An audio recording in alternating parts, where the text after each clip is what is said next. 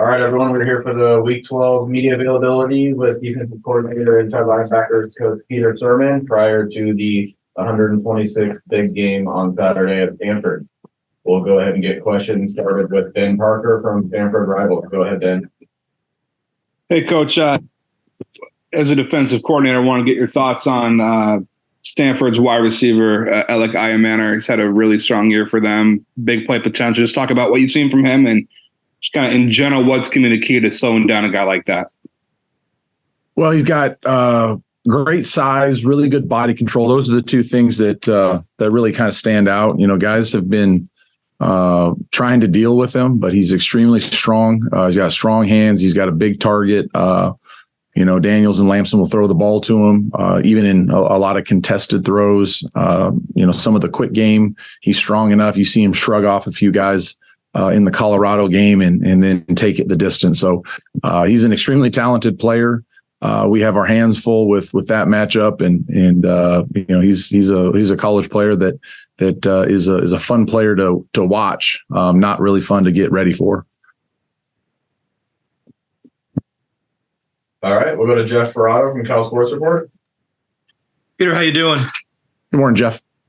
Can you talk a little bit about David Reese and the game he had the other day? Obviously, Ulawavi got a lot of attention, and justifiably so, but it seemed like David had best game he's had for you.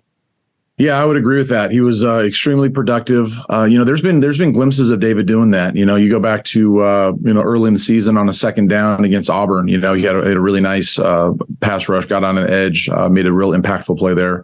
And we have to continue to find ways of showcasing David. He does have those tools, and he did got some really good rushes, and he was effective going after the ball on the one that eventually Noel ended up at picking up and advancing. But that's the way you have to play defense in this conference right now. The offenses are so talented. The quarterbacks, the offensive coordinators do such a great job that you have to find disruptive plays. And that's what really the game was, because we still gave up points, but it was about, finding those disruptive plays and getting some negative yardage plays on the sacks. And then ultimately some of the takeaways were the difference. I talked with Justin about six sacks and kind of something you guys have been discussing all year. It sounds like you didn't change much. Guys just made plays. Yeah. You're always, there's the things that you're reinforcing. We're trying to give them some better opportunities to rush the passer on some of the down and distances that aren't traditional pass rushes. So those are things that you're kind of do internally. You're not necessarily waiting to third down to give those guys some opportunities to go after them. But ultimately, Jeff, I wish it was some magic coaching point. But the guys are continuing to work. Vic and AB are continuing to develop those guys up front. And I think the sack, and affecting the quarterback is extremely. Oh man, what's a good way of saying it? There's not a lot of. There's not a lot of opportunities to get great pass rushes. The ball comes out quickly. The quarterbacks are hard to get on the ground. So that's one of those things that, you hear people, taking a hammer to a rock, and you just have to keep pounding the rock, keep pounding the rock, keep pounding the rock. And that's kind of the same thing of rushing the quarterback. You just have to keep doing it, and you don't know when that one is going to finally break free and be an impactful play. Thank you. All right, we'll go to Jim McGill from Bear Insider.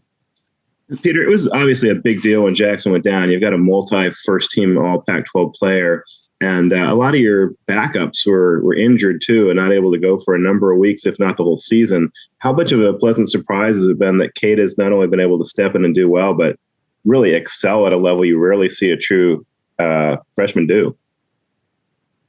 It's been huge. Like you said, losing a player like Jackson, just from the production part of it. He was part of takeaways and sacks, and he was having a lot of tackles while he was in. And anytime you lose a person in that position, the production is something you have to try to find again. Cade has been, very, very, pleasant surprise. Like you said, he has good tools, but I think this kind of goes back.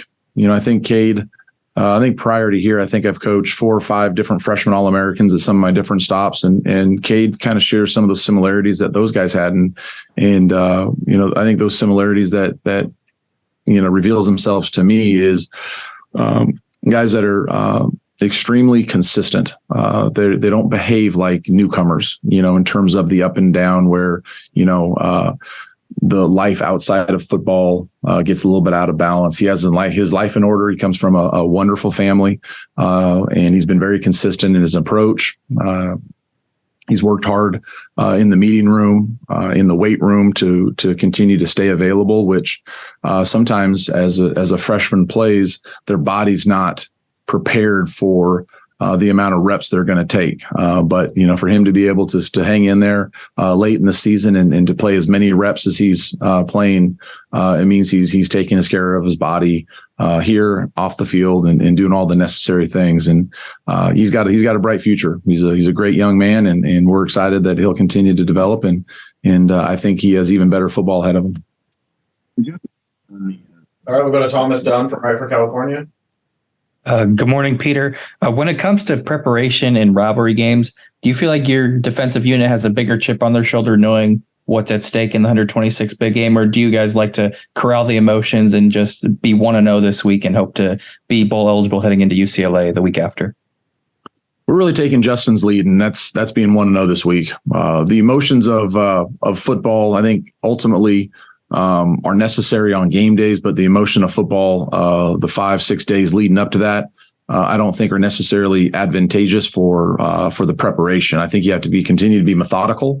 We stay on schedule with, how we introduce normal down and distance, third down, short yardage, red zone. And, that's part of the process that we try to stick to. Sometimes you get emotional anywhere in your life, right? You start bouncing around a little bit. You're not as consistent. You're not as detailed on the things that you need to be detailed on. So we're going to stay as methodical and on schedule as we possibly can. But we know that this game is extremely important to the community, to our campus, to our team, and a chance to be 1-0 and finish the season on a high note. Thank you. All right, we'll go back to Ben Parker. Yeah, I just want to get your thoughts on Stanford's 2 quarterback system with Ashton Daniels and Justin Lamb. Just kind of your thoughts on what they're doing quarterback wise, and just as a defensive coordinator, how do you prepare for a situation like that where you got 2 quarterbacks you got to go up against? Well, the personnel groupings, the quarterback play are all extremely challenging. And as you go through and study Stanford, you will see different groupings, different themes week to week. So that would probably tend to think that it's a heavy game plan scenario we're fixing to get involved with on Saturday. But they have 2 very talented guys. We all know that the quarterback drives all of college football offense, and have 2 guys that they have comfort in that can run the ball and throw the ball effectively. It makes us have to work that much harder on how we're going to personnel some things, what we're going to match, and how we're going to build the game plan with the amount of variety of personnel formations that Troy has put together on film. All right, and back to Jim McGill. Peter, over the last 5-6 years, the traditions around the big game have kind of tapered off. I'm wondering how much tradition do you sense as a coach, and how would you compare it to the week leading up to the Apple Cup at your previous stop at Washington? That's a good question, Jim. And I think that, I would agree with you. The last, 5-6 years, COVID, some of those things have greatly impacted some of the fan events, the student events, the groups of people getting together. It feels like there's a little less of a appetite for some of that sometimes. So those things have definitely changed. But I feel there's a great sense of pride in this game, and I know that both sides, the fan bases, the people that live here in the communities, it's a huge game. I can't really speak for all the different events outside of here, but I think this is one of those games that there's an immense amount of pride, and we're excited to be part of it. How about the Apple Cup? Say it again. How about that, comparing the Apple Cup atmosphere with Washington and WSU? Well, I would say for me, Jim, the Apple Cup is probably a little bit different, just because I was born and raised in the state of Washington, that I have a longer history of that. you know, a little more, I guess, of an impressionable time when you're growing up to hear about it. But I think they share a lot of similarities. You know, the Apple Cup is a passionate game as well, a little more east-west than it is. You know, we're essentially in the same part of California, so that you don't have some of the geographical distinctions that you might have in the eastern Washington to western. The west side of the state. But I think fans are passionate, and I think the product's going to be the same. Thanks. All right, back to Thomas Dunn. Peter, we've already talked about the multiple personnel groupings that Stanford will throw out there, the multiple quarterbacks, Alec Manor.